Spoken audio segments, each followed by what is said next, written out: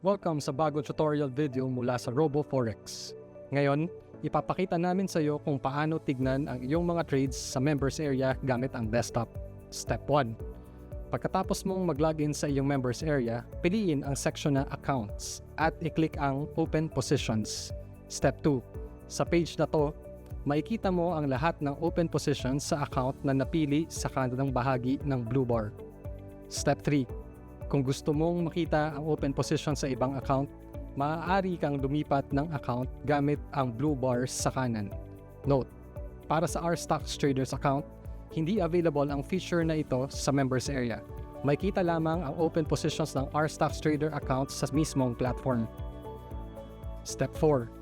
Kung may open o closed positions ka, kailangan mong i-click ang refresh button para ma-update ang mga detalye sa page. Congratulations! Alam mo na ngayon kung paano i-check ang iyong trades sa members area. Salamat sa pagpili sa RoboForex.